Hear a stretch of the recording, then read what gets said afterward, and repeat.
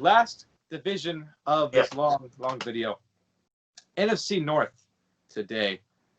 Always very competitive, at least of top two teams, and I think we're going to agree on the top two teams. I'll start. Green Bay is number one for me. Aaron Rodgers is really, really good. If he's not top 5, he's like 6th in quarterback rankings.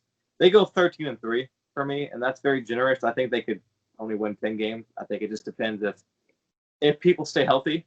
If Aaron Rodgers is throwing to anybody that's not in high school, they can win more games. Like last year, he had nothing because Devontae Adams decides to break his toe and miss 50 years, it feels like.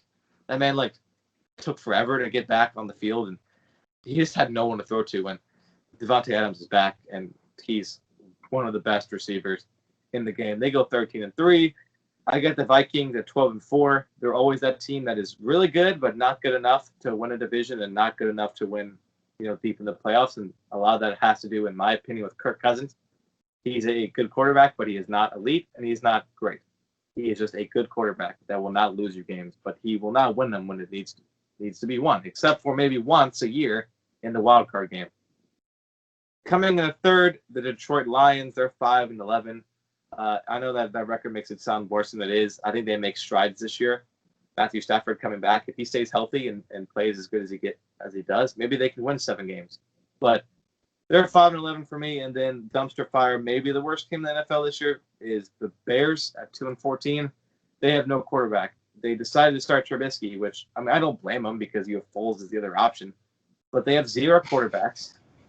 And the only guy... Why did they sign Foles? Why did they trade for him? They got all that cap money and they're not even playing him.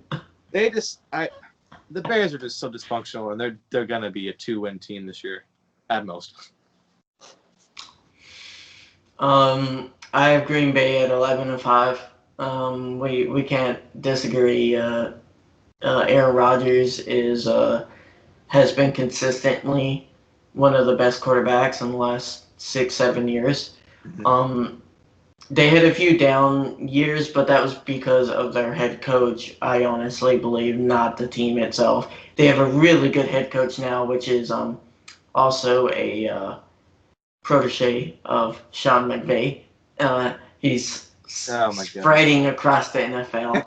Okay. It's fine. You'll get your own Sean McVay soon, Andy. We have Brian Flores, Bill Belichick protege, so I'm fine.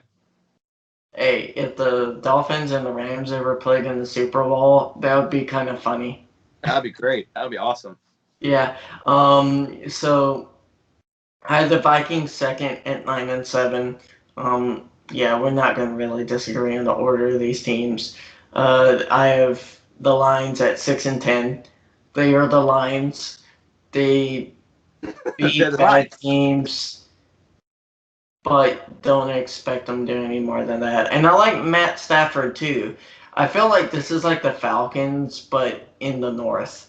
Like almost the exact same team. They have a good wide receiver or two. They have a good quarterback, and that's it. Basically it. And then, the dumpster fire, the Bears. I mean, when you have a GM trade for a quarterback that you're not even going to start, and he has like $12 million in cap hit, it makes no sense. You know who they could have got? An edge rusher.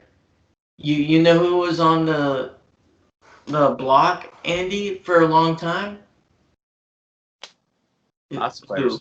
Who from the Seattle Seahawks? Who was on the block? Clowney was one. Yeah, Clowney. They could have signed Clowney. You know what they need? Better edge rushers. I mean, it's like, it makes no sense. If you're going to sign a QB, at least sign someone. Like, they could have got, what's his name, off of waivers from Josh Rosen. Like, at least give Josh Rosen a chance to be in a better situation. He signed with someone. Who did he sign with? It might have been the Bucks, honestly. I don't think it might be the Bucks, actually. It feels like they're signing everybody, I'm looking at... Buccaneers signed them. Yeah, I was right. They're signing everybody. Low-key, really good signing for the Bucks. I don't think Josh Rosen is amazing, but he's a decent backup. Rosen never got a fair shot in Arizona because, he inherited a team that if you put Kyler Murray on the same team that Josh Rosen was people would call Kyler Murray a bust. I mean, that was such a terrible team, such a terrible situation. And the offense wasn't much better situation. No, it's not. At least last year. And then all I'm saying is I think the Bears are making a lot of mistakes, and they go 3-13.